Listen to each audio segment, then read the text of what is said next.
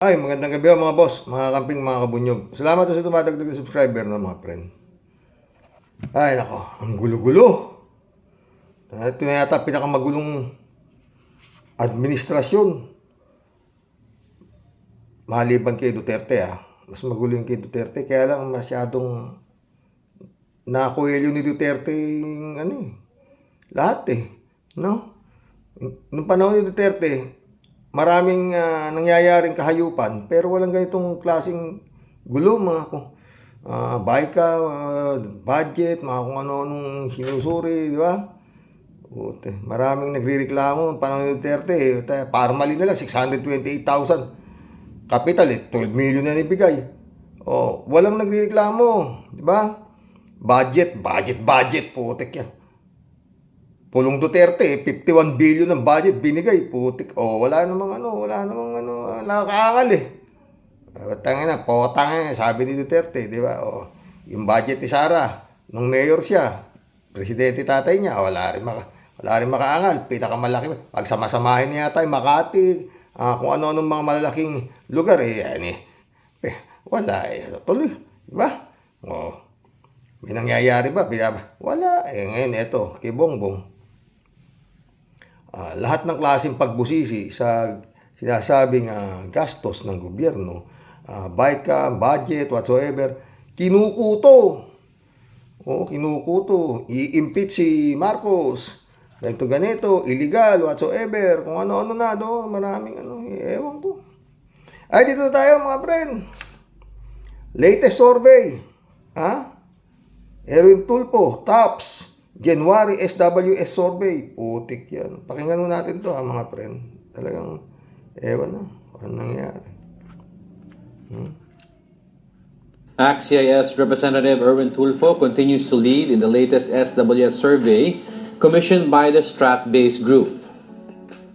Tulfo garnered 45% of the votes, followed by former Senate President Tito Soto with 38%. Tito Lapid saw the biggest jump, rising from 11. Si Tulfo number 1, number 2 Tito Soto, Lito Lapid number 3, number 4, pare sila ni Bongo.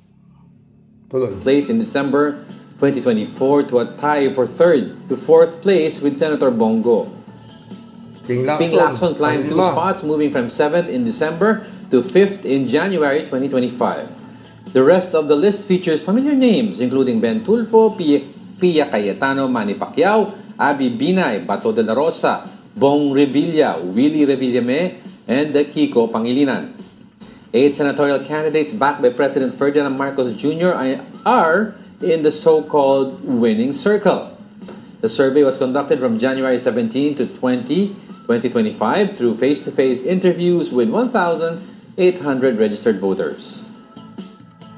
Yun. So nakita natin yung pagbabago ngayon kasi for the longest time bago nagkaroon ng mga endorsement from specifically under the PBBM administration, ang number 1 nga si Tulfo, ang second niya lagi yung kanyang kapatid, si Ben Tulfo. Pero ngayon nakita natin yung pagtaas nito ni Senator Tito Soto, former Senate President. Pero perennially naman Tito Soto has always been within the top 4 to 5. Sila ni Senator Ping Lacson. Lagi diba? Macho, that's the macho block Diba Tito Soto, Ping Lacson, tsaka si Gringo Honasan, yung mga macho block. Pero yung maraming tao din na nagsasabi na talagang si Lito Lapid, hindi mo siya masyado nararamdaman. Yung iba nga sabi nila, ay, senador pa siya, pero nakikita mo, nananalo siya at mataas pa siya sa survey. Kasi iconic name kasi siya. So, when you conduct a survey and say, iboboto mo ba ulit si Lito Lapid, most often than not, positive ang isasagot nila. Parang household name na. Plus, you have to remember, meron siyang also yung Pampanga base na tinatawag. Tapos nakikita pa siya sa mga teleserye before. Yes, active pa rin siya. Tsaka wala masyadong malaking issue na naipupukol sa kanya. Meron here and there, pero hindi ko makapit. Merong before, during yung kasagsagan ng raid ng mga pogos, 'di ba? Merong ilang mga several reports na inuugnay yung pangalan niya, and he was able to clear it naman. And wala na rin mga follow-up sa mga report regarding it or follow-up na mga investigations regarding yung kinalaman ng pangalan niya sa mga pogos. So yun pasok si Bongo. pasok si Bong Tarat-Tarat, pasok si Bong Revilla. Ano ba yung pumasok? Si Bato yata Ay, nahulog na. si Kiko Pangilinan nandyan. Yes, So medyo that's, pumasok siya. At least may isang Ba Makino, wala opposition na to balance out the list. Si naman, Willie Revilla may 11 to 13. This is after madami kasing videos na malabas. Isipin nyo yan mga friend. 11 to 13, tie up si Willie Revillame saka si Kiko Pangilinan. Tangin. Tayo silang tatlo. Si Bong Revilla, Willie Revillame, 11 to 13. Oo. Tsaka si Kiko. Oo. Bakit ba parating ba't biglang pumasok si Bong Tarat-Tarat? Pakinggan natin. Kay Will. So parang nagiging active sa TikTok siya. Oo. Sa Plus, nakikita siya everyday sa show aside from that, so namimigay kasi ng for mga example, panalo. naipapaviral yung mga clips niya pag kumakain siya ng dinner sa restaurant, namimigay ng napakalaking tip sa mga crew, waiter, sa ganyan. crew. So tuwan-tuwa sila. So marunong sila gumamit ng social media. So alam mo, social media is very important in election. But you can also see there yung drop ni Senator Amy Marcos, Oo. diba? Kasi ito, napag-uusapan din natin yan dito dun sa mga previous surveys. Oo, na siguro nagkakaroon din ng factor yung pag-drop niya sa survey is yung hindi kasi siya para pumapanig pa rin siya sa sa Duterte. Side. Pero si Bato de la Rosa tumaas eh. Oo, mamaya pag-usapan pa Yeah, natin, oo. himayin natin itong survey. Mamaya na hihimayin pa nila. Ano lang ho ito eh. Bago lang po ito. Oo. Bago lang ho ito. No? 6 hours ago lang ho pala ito eh. Oo. Tataas pa ho siguro to bago pa lang. 191 views pa lang ho siya. Yung tungkol sa survey na to. No? Mga friend. Pumasok ko si Bong Revilla. Bong Tarat-Tarat. Ano pa ito? Bongo. Ewan ko na. Panoorin nyo. Ano ho to? Oo. Ano masasabi nyo dito? 1PH to eh. 1PH. Oo. Mario Joseph. Mantakin mo yan. Manny Pacquiao. Oo. Yan ho ang future. Kung sakaling magkakatotoo yan survey na yan, yan ho ang magiging mga aplikante na senador na maaari hong tanggapin ng mga botante. Dahil nga mga galante sila. Si Willie Revillame raw, malaking magbigay ng tip sa pag kumakain. Napakalalaki raw mga tip. Tapos kinukuha ng picture yun. Ay mga friend. Ang kababalaghan doon, sabi mo, Kiko Pangilinan, kapantay ni Willie Revillame, tsaka ni Bong Revilla. Diyos ko. Bahala na po kayo. Ito, pwede kong iboto. Mga pre, tandaan nyo ito, wala na akong maisip eh. Kiko Pangilinan, Bam Aquino, Heidi Mendoza, Luke Espiritu, Tito Soto, Toto Kausing ho ba? Hindi na makakatakbo. Ito lang ko, nasa ko. 6, kung sakasakaling ang makakatakbo si Toto Kausing. Tama na ho siguro to. Wala na ho akong maisip pa eh. Oo. Pero yung mga nakasama ho dyan, hindi ko yan iboboto. Yung mga number 1 na yan, ang lintik ang dyan. Ang problema mga friend, parang ito nung tulpo na to, habang isinasabi mo lahat kung gaano sila walang kwenta sa tao, no? Kaming Erwin Tulfo, hanggang ngayon, number 1 pa rin pala ng ano ba yan? American citizen nga, di ba? Sabi, At saka yun nga mga friend. Ano ba ang ginawa naman yan? Sus Mario, malakas lang. Ang daming mga pakinggan ninyo kay Atty. Libayan at Atty. Claire Castro. Dokumentado eh. Yung kanilang mga sinasabi tungkol dito sa mga tulpo. Hindi ho fake news eh. At hindi ho basta malupit ha. Malupit mga friend. Imagine niyo pag anong magiging dadagdag pa ito mga to, Bumtarat-tarat, andyan na naman. Biribilya, Lito Lapid, pasok si Lito Lapid. Bongo, putik yan. Wala yata si Tolentino, mukhang nalaglag, mabuti naman, no? Jesus Mariosep. Yan ho ang magiging component na Senado sa 2025, just in case, no? Erwin Tulfo, Ben Tulfo, Rapi Tulfo. Yan ako yan. Rapi Tulfo, Ben Tulfo, Erwin Tulfo, Bumtarat-tarat, Lito Lapid, Manny Pacquiao, Kimo! Nando pa siya si Kimo sa 2020. Kimo, 7 na ho. Sino pa? Bong Revilla, 8. Mariosep. Mantaking yung gulo yan. Sa Senado. Mga friend. Magsipagdasal ho tayo. No? Sana wag naman mangyari. Pero yan na ho eh. Kaya wala ho talagang maisip eh. Ano mga boss? Kung kailan matututo itong mga butante na to. Hindi nag-aano ng track record, no? Wala sa kanila, basta sa kanila, importante sa kanila. Yun nga, sikat. At saka yun nga, nakikita nila sa social media na tumutulong makamahirap. Tayo dyan. Sarap kasi ng politiko, no, mga friend, no? Ito lang. Kaya sabi nga, kung gusto mong yumaman, magpolitiko ka.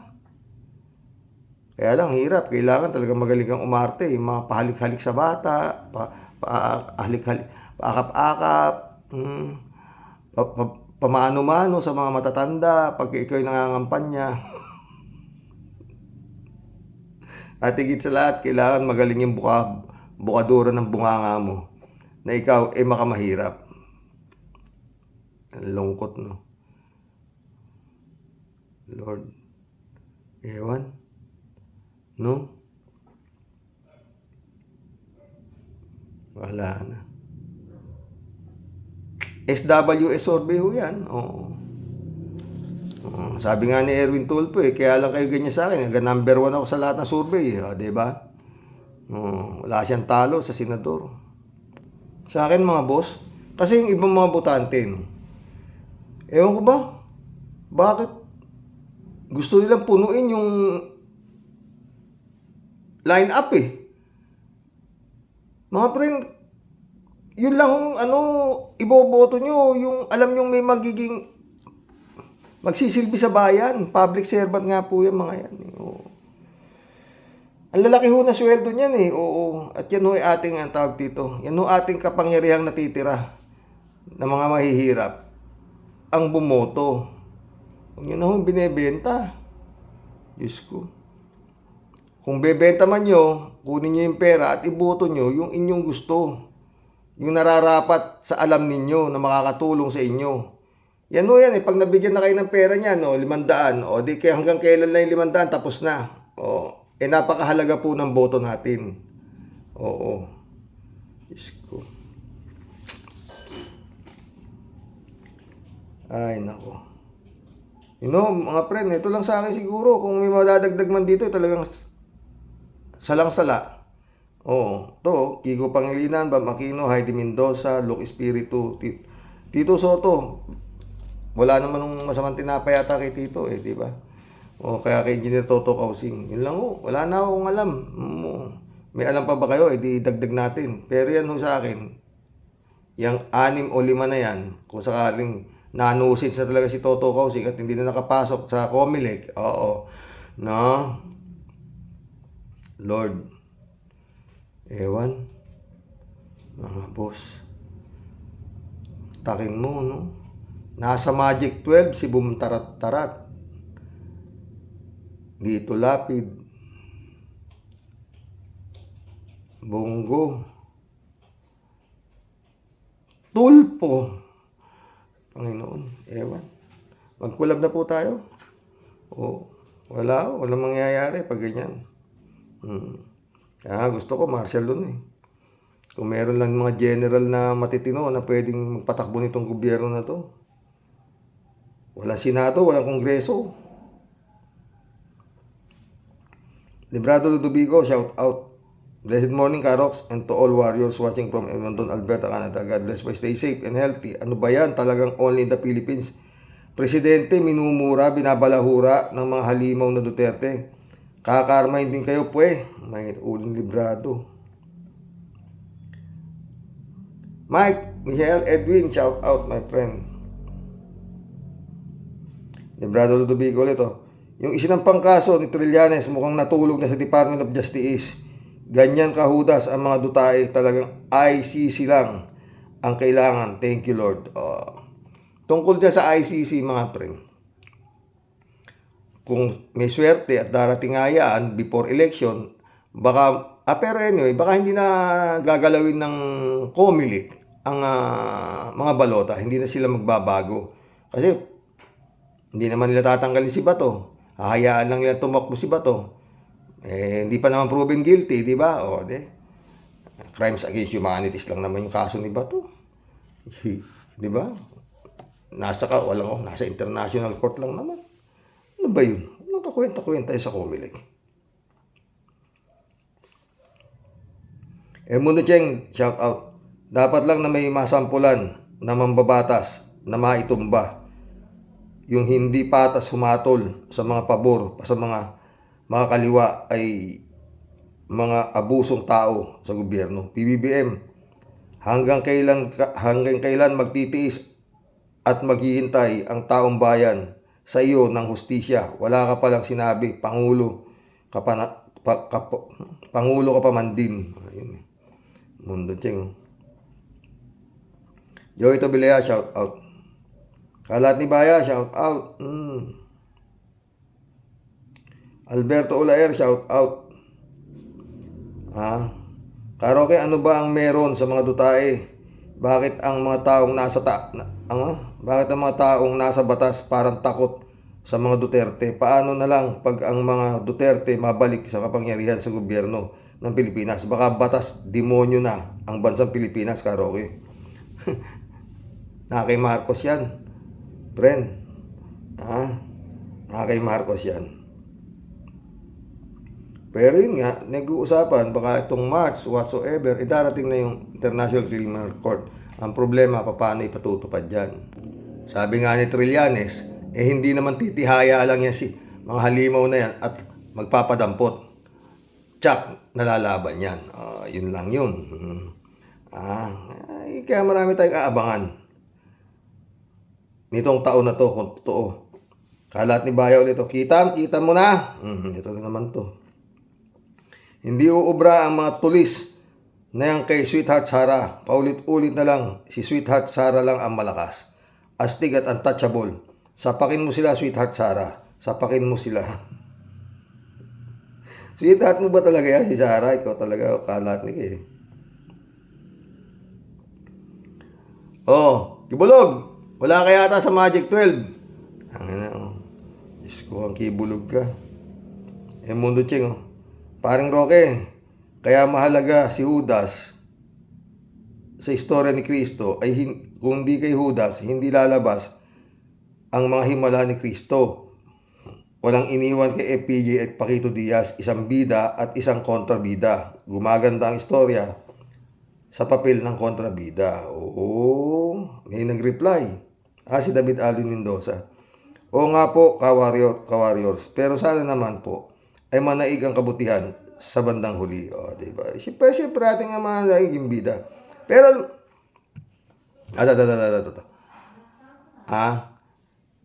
si Judas kasi alam niyo totoo. Pastor John Lagon, shout out. Ito napapagkwentuhan namin ni Pastor John Lagon to, Jane Libana kaya totoo. Si Judas, mahal niya ang Jesus. Baka kala nyo, mahal niya si Jesus.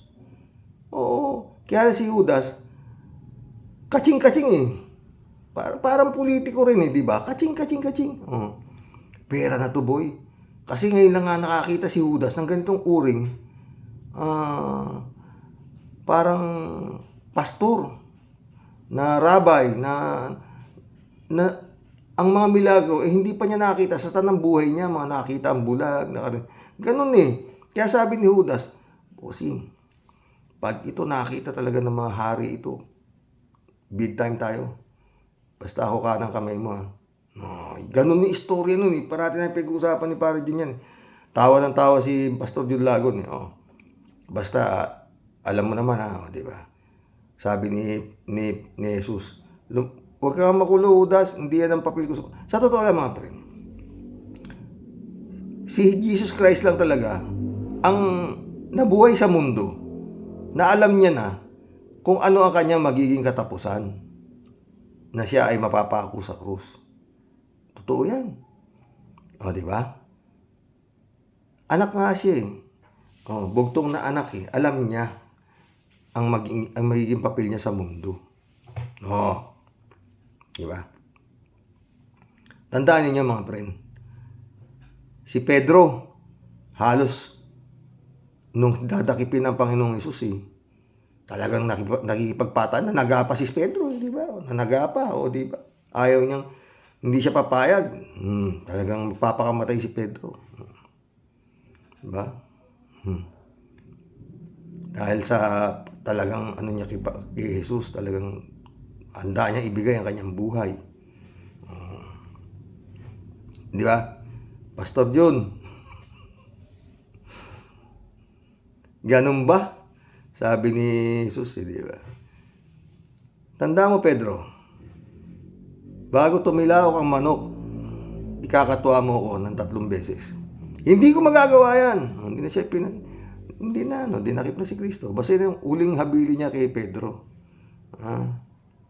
Ang nabubuhay sa patalim din namamatay. Ganun, parang ganun. Kasi nanaga si Pedro eh, di ba? Yun. Ngayon ito naman bugok na si Judas. Ang alam ni Judas, ito pala natin na pagkikwento ni Pastor Jun. Ang alam ni Judas, pag naipit ang Kristo, magmimilagro. Hindi dahil masasaktan eh. Tao lang eh. Ang alam ni Judas talaga kay Kristo eh. Kristo Jesus, tao lang eh. Pag naipit yan, hindi nangyari. Nakikita ngayon yung inabot na hirap ng Panginoong Jesus nung i-crucify na siya. Binabalik niya yung 30 pirasong pilak, di ba? Sinosoli niya, di ba? Wala na Judas, huli na.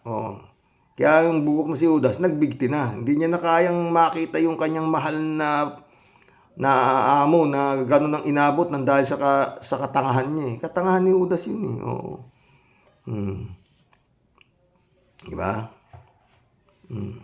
Diba sa Last Supper, sinabi niya, isa sa inyo dito ang magkakalulo sa akin. Diba? Sabi niya sa 12 apostoles, diba? Gano'n, Tapos, gandang huli, Judas, gawin mo na yung papel mo dito sa mundo. Alam ni Panginoong Hesus lahat ang mangyayari, di ba? Yun. Kaya yun nga. Kaya napako yung Kristo dahil kay Judas. Sa kaswapakan ni Judas, sa katangahan ni Judas, nakakala niya nga hindi papayag si Kristo na mapako. Nagagawa siya ng milagro, di ba? Wala eh. Marilo Pabianak, shout out. Above dalo talaga sila. Totoo, dito. Kaya nga kaila ICC lang eh. Kung dito lang, wala. Elizabeth Iscare, shout out. Good evening, Sir Rox. Ay, nako. Pati ba naman piskal takot kay Duterte? Paano piskal? Baka pati Supreme Court eh. Marami siyang iniwan dyan eh, bago siya bumaba. Kitang-kita naman ng buong mundo ang ginawang kayabangan ng Sara na yan. Hanep, ginawa naman tayong mga tanga at bobo nitong piskal. Hay, nako. Yun nga ang nangyari. Sinabi ko na sa inyo kung bakit parang kung ano naging papel ni Judas sa buhay ni Kristo. Kaya siya napako. No? Kung walang Judas, wala akong mapapako na Jesu Kristo. No? Karoke, anong sabi ng mga comments sa vlog? Sino ba ang gumawa ng Bible?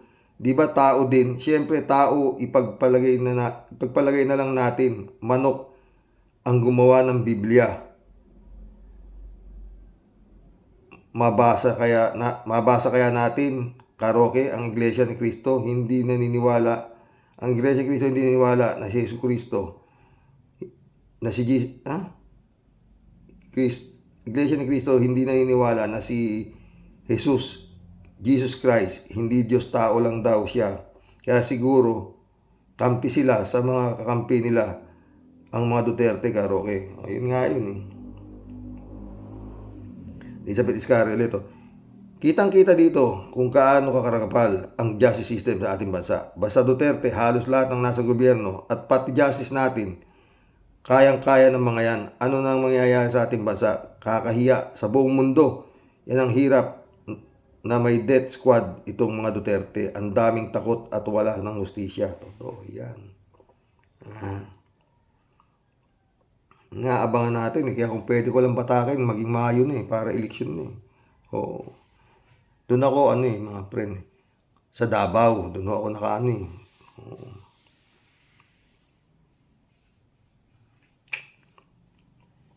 Federico Mandak, shout out. Expected na yan, Karok. Siyempre, Quezon City yan. Remember yung kaso ni Digong na sinampan ni Franz Castro, dismiss agad. Talagang nakakalat pa rin ang mga alagad ni Digong. Totoo. Totoo yan. Kalat na kalat. Faith and trust, shout out. Kasi po, bulok ang justice system natin, pero kung mahirap ang involved, kulong, wala nang sali-salita. Totoo yan. Baka may batok pa. Bulok, bulok, bulok. Kita na lang di ba umamin ng killer niyang demonyong Duts may ginagawa bang batas? Walang tiwala ang mga ahensya ng gobyerno, puro korap. Kaya Xerox, hustisya ng Diyos na makapangyarihan, bahala mga demonyong halimaw na pamilyang yan at mga Duts devil group. Totoo yan. Talagang yun na lang eh. Pero malapit na siguro, faith and trust. Oo. Let us see. Pag dumating na talaga yung ICC. Erlinda Aquino, shout out. Alam mo kuya, talagang nakakapanggigil ang ugali ni Pusit. BP pa lang sila. BP pass lang siya, pero pag umasta siya, parang siya na ang may-ari ng mundo. Ewan ko ba kuya, bakit marami pang sumasamba sa mga dutae? Kawawa tayong Pilipino pag naupong presidente siya. Lord, wag naman po. Patay. Nangunguna pa rin yata sa survey sa pagka-presidente. Kininana. David Alvin Mendoza. Good evening po, Karox. Si Tulfo na raw yata nangunguna. Tayo rin tayo dyan. Yun din yan eh, halos eh. Natandaan ninyo yung 60 million na conflict of interest, ang tagal pinagdebatihan, dismiss. Batang Digong din yan eh, si Tulfo. Kayo naman. Wala. Tuloy natin kay David. Kapag may mataas na pwesto sa gobyerno, ay dismiss ka agad ang kaso. Pero kapag simpleng Juan de la Cruz, siguradong kulong agad. Sinabi mo pa. Ito mo si Kibuloy, inubo lang. Gusto pa sa St. Luke dalhin. Okay na ako, Japan. Ayun. Yung Lopez, dadalhin doon sa BMMC yun. Ayaw ni Sara, sa St. Luke. Tangin, hayop ano. PJ Siopo, shout out. Ganun talaga. Tingnan mo yung anak ni Tulfo. Gustong dumaan sa bus lane. Ano paki natin? Gusto nila eh. Ganun lang yun. Mananalo pang congressman uli yan. Talagang ganun nga talaga. PJ Siopo buti ka nga, nandiyan ka eh. Chupista Bunaaw, shout out. Good evening po kuya at sa mga kawaryos. Ay nako, nalagyan na naman ang nag-dismiss ng kaso na yan. Iba talaga pag marami kang pangtapal sa pagpapatupad ng batas. Gumawa ka man ng karumaldumal ng magnanakaw sa kaban ng bayan ay dismiss ka kaagad. Totoo yan, Chupista. Ito ng mga nag-aral ng batas na to, putik. May Diyos, mga judges, may Diyos. Maghusga kayo ng tama. Huwag dahil sa pera, didismiss nyo kaso. Puta. Paulit-ulit ako, no? Dito sa batas ng tao, lulusot kayo. Pero sa batas ng Diyos, putang ina, wala. Malabo kayo. Sa bagay, yung mga gumagawa ng mga ganyan, ng mga judges, na pumapabor sa mali. Puta, hindi naniniwala sa Diyos yan. 100% ako dyan, mga friend. Pera, ginudiyos niyan. Ganun lang yan.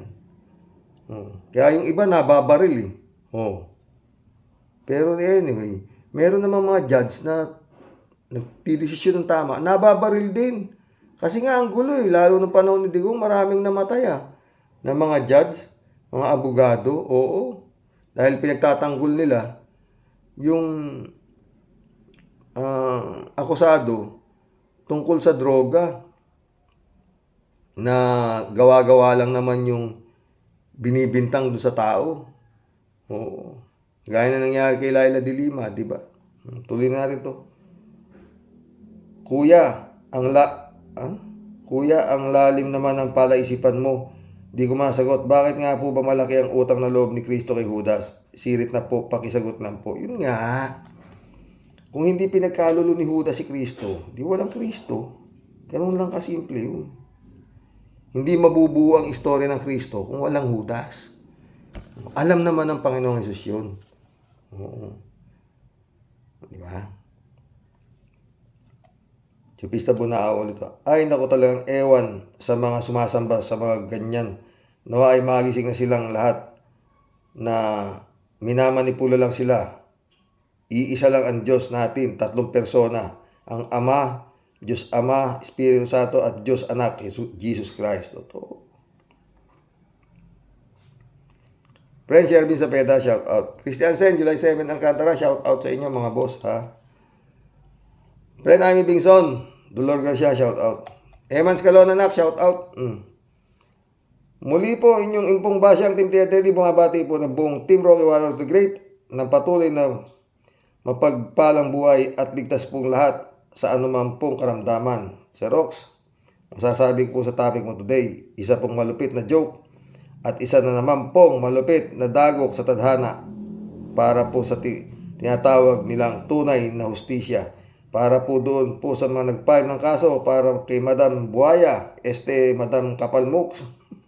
Po wala. Tulad po ng palagi nating inaasahan, mga minamahal nating kapatid sa pananalig sa matuwid na daan, isa na naman pong patunay na ang mga magninenok ng Davao kailanman di po matitibag at hindi nagpapasindak kahit ikaw pa ang pinakatigasin sa kasaysayan. Huwag po natin kalilimutan mga kapatid, si Hitler po isang malupit na German. If di po ako nagkakamali sa aking hula, parang sa akin pong palagay, Sir Rox, si Madam Astig po may dugong nananalaytay ng isang mala Hitler. Masahol pa kay Hitler yan Kaya mga kapatid, tanggapin na lang po natin ang dugong berdugo at pagiging buhaya, mananatili pong sumpa para po sa ating bansang Pilipinas. At sa ating pong mga kababayan, masakit pong tanggapin pero yan po ang kasama sa dusa na pinagbabayaran po natin ngayon dahil po sa mga mahuhusay at napakagaling sa talino na ating mga bobotante. Buti nga kayo, wala kayo dito, friend. Lahat po tayo kasama po sa dusa. Anong hustisya ang pinagsasabi ninyo, ha? Wag mga dutae, hoy. Subok na mabisa. Subok na matatag. Pwe, saan ka pa?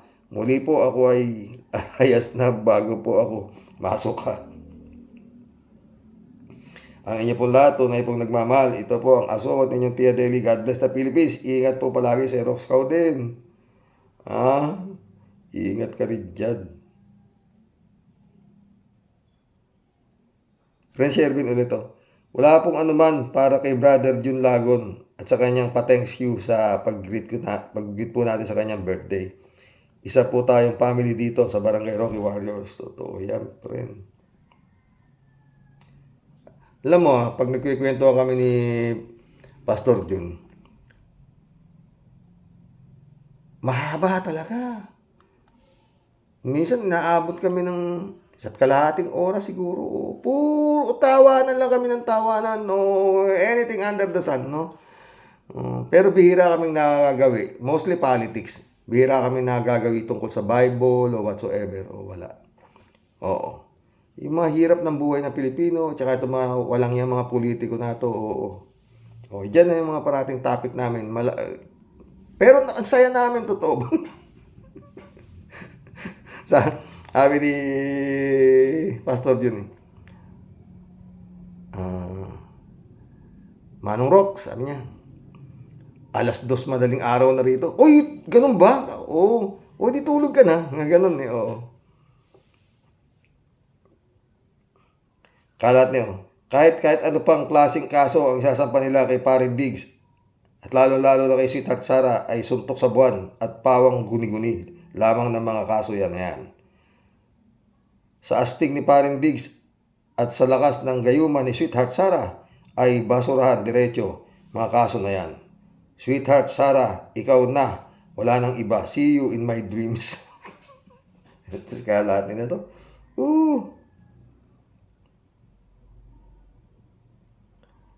Kalat nila naman, oh.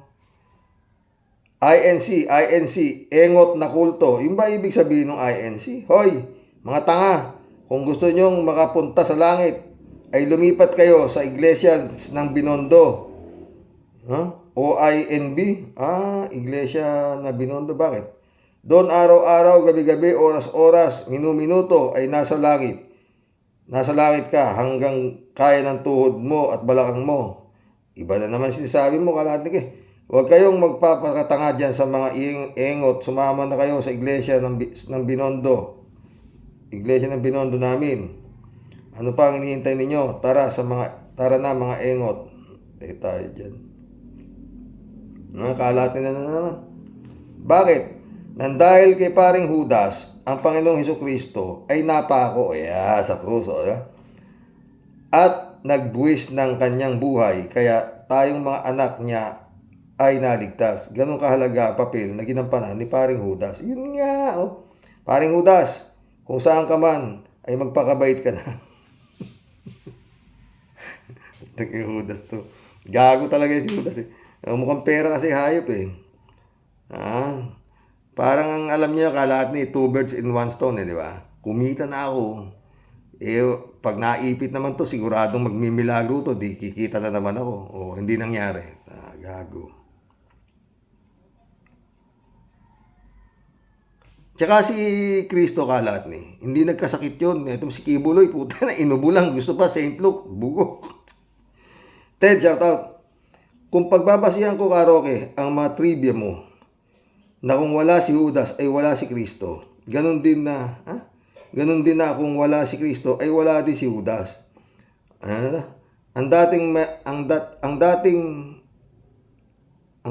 ay parang itlog at manok. Paikot-ikot lang, ngunit ang istorya ng buhay ni Kristo, sa palagay ko ay di mahalaga kung si Judas ay nandoon o wala. Para sa akin, si Judas ay di makakaapekto sa misyon ni Kristo kung si Judas ay wala sa eksena. Hindi siya nga na ang dahilan kaya napako si Jesus eh.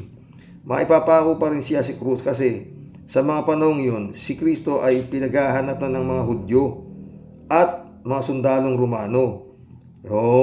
Palagi ko naman, kahit walang halik ni Judas, ay mapapahuli siya. Di tulad ni Kibuloy na umiiwas pa huli dahil sa paggagahasa at paglabag sa karapatang pangtao. Si Kristo ay iba ang misyon. Ang misyon niya ay sakupin ang mga kasalanan ng tao sa pamamagitan ng pagpapako sa krus. Pagkat yan ang kalooban ng nag-iisang Diyos Ama sa langit. Pwede rin yun. Sang-ayon ako sa dyan, Ted. Pwede nga rin kung wala si Judas, dadakpin din naman siya, di ba? Dahil pinaghahanap na nga siya. Pwede yun. Pero yun nga, yun ang istorya. Kung hindi siya pinagkalulon ni Judas, baka matatagalan pa, hahaba pa istorya, di ba? Pero alam mo, Ted, putik yan ang gaano ng mga tao, kaya ayoko nang bumasa niyan. Naghahanap pa sila kung anong lumalabas. Si Jesucristo raw, asan ba yung kapatid ni Jesucristo? Ano bang ginawa niya si Kristo nung bata siya, mga ganun, kung anong kaleche yan eh. Masasakit lang ang ulo ko eh. Kaya pasaya siya na, friend Jane. Tignan mo yung iglesia ni Kristo. Tingnan mo nangyari dyan. Hindi sila niniwala ang December 25 ang Pasko. Tingnan mo. Pero pagdating ng bonus, nakasahod yung mga bugok. Ted ulit. Kaya lumalaki ang ulo nitong mga Dutertaning. Ito dahil hawak nila ang mga husgado, lalo nitong judge sa Quezon City. Dito din siguro na absuelto si Igong sa banta kay Franz Castro. Ngayon si Sara naman, dapat sa Quezon City judge na ito, masibak ng kahit na anong paraan para makasuhan ang dapat makasuhan, di ba?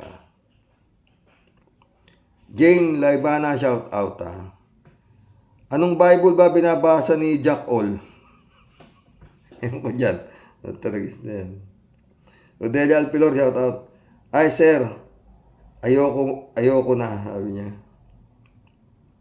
Rodelia ulit Basta ako, manalig lang po tayo sa poong may kapal. Ingat po mga kabosing. And God bless us all po. God bless Rodelia.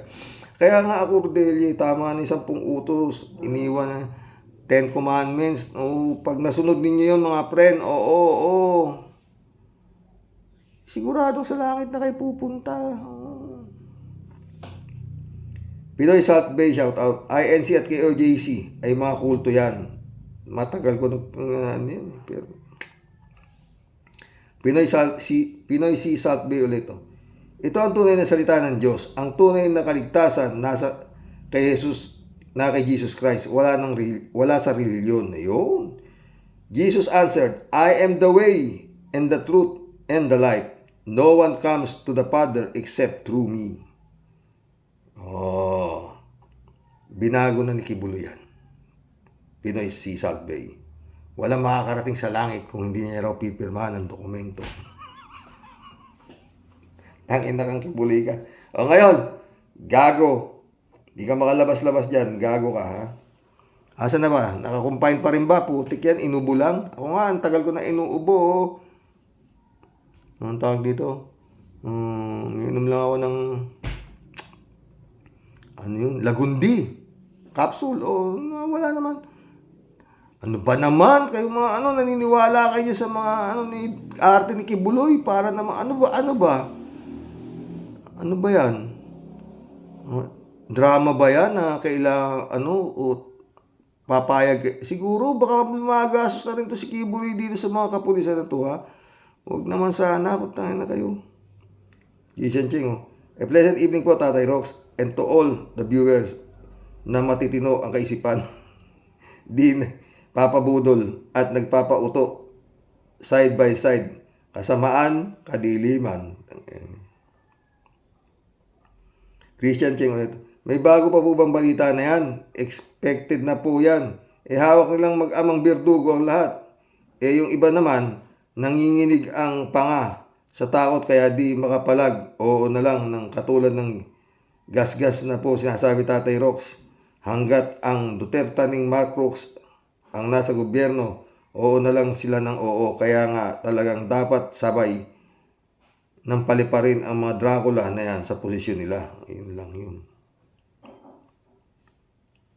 Christian Ching ulit, wala po talaga magagawa ang current PIG administration sa mga kaso ng BFF niyang kapwa niya SD card official. Uulit-ulitin ko po, di nga makagalaw ang Malacanang sa mga kinaharap ng mga asunto ng mga Duterte kasi luluwa ang bituka ng Malacanang pag kinanti niya ang kapwa niya Mandurugas at Ganid. Lahat-lahat po ng mga pinagmaniobrahan nilang unity mababasura din. Tayo dyan. DJ Shop na naman. Magkano Sir Rox? Magkano ang bayad? Hindi, ewan ko ba kung no comment. DJ Shop ulit. Sir Rox, wala namang kasing direct assault. Wala ring masamang ginawa si Sara. Wala ring pananakit na nangyari. Walang intimidation si Sarang ginawa. Lahat yun sa malumanay niyang ginawa. Ang lahat. Di siya humarang, di siya nagmaldita, maayos niyang kinausap ang mga otoridad. Kaya dapat lang i-dismiss ang mga walang kakwenta-kwentang mga reklamo na yan. Kapag naging presidente pa yan, sige, kayo lagot kayong lahat. Ay, nako. ICC, please come now. Lapit na daw, sabi ni Trillanes. Siguro pag dumating na tayo ICC, baka salubungin na ng banda ngayon, ha?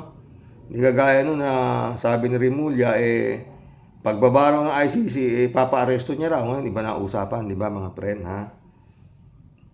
3J show ulit to. Oweno ngayon, kung kung Kernel pa ang nagsampa ng kaso laban kay Sara. Kernel lang siya, BP si Sara o labang ka? Gusto mo banatan ka na ni Sara? Yun nga eh. Buti hindi siya sinapak di ba? Nagpipigil lang si Sara. 3J show na naman, Sir Rox. Huwag kang matakot magbasa ng Bible. Ito na naman. Di ka masisiraan ng bait. Bakit si Pastor Jun Lagon nagbabasa ng Bible? Siyempre, pastor yun. Ikaw ba, pastora ka ba? DJ Shop ka, ha? Yung mga matitinong pastor, pare, evangelist, subukan mo lang. Bakit isang chapter a day? Pero, mag-pray ka muna bago magbasa and ask for wisdom. Basta sa akin, 3J Shop ka. Basta gusto ko siyang kausapin. Ito yun lang. Layo mo kung saan ang sakit at kapahamakan. Yun lang ang parati kong dasal dyan. Yun lang. Yun lang naman ang talagang pwede mo sa kanyang hingin. Ilayo ka sa anumang sakit at kapahamakan. Sabayan mo rin ang pag-iingat. Di ba? Kasi hindi mo alam yung sakit eh. Tsaka yung disgrasya, yun lang naman eh. Di ba? Tsaka yun, parati kang yung, ramdam ko kasi nandiyan dyan, parati siya pagka kailangan ko eh, totoo. Wala kayo. Alam niya yan. 3G siya ulit, Sir Rox, nga pala, answered prayers ang minor surgery ng wife mo. Dinadasal ko sa kanya yun eh. At dinadasal din ng asawa ko na huwag naman po ako na ganun. Kasi retinopathy na nga pero ngayon naging katarata, tsaka ile-laser yung kabilang mata. Hindi siya umabot to the point na yung major operation yung sa retina. Answered prayer talaga yun, kala mo.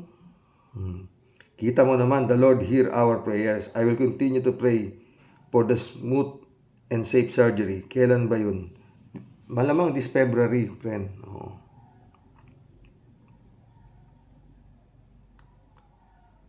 3G show pala yun. Sige, Rox. Si Rox, yung mga nagdidebate sa Quiapo o kung saan man tungkol sa Bible, mapagpagmabaw lang. Totoo. If you really want to learn the truth, go to your room. When it is quiet, then read the Bible. Hindi mo kailangan makipag-debate para malaman kung sino ang tama at sino ang hindi. Totoo. Yan ay payabangan lang. There is no sincerity. And the Lord hates humbug and proud people. Totoo yan, friend, ha? Kaya nga ako, nagtataka nga dito, friend, Jane ka dito sa hipag ko na bugoknet, Basa ng Biblia yan. Tanga-tanga. Linggo-linggo hindi nag-a-absent sa simbahan yan. Tignan mo nga nangyari sa kanya. Pinasok pa rin ng demonyo yung utak niya. Diba? Anyway, bukas may kwento ko sa inyo maganda. Alam niyo yung The Prodigal Son, ikukunik ko dun yung hipag ko na nasisiraan ng bait pa sakaling pag nakarating sa kanya, matauhan na, no? Maganda. Maaga ako bukas. Pilitin ko pupunta nga pala kami ng ospital. Anyway, basta pa paano, magkikwento ko yun. No? God bless. Mission accomplished, mga friend.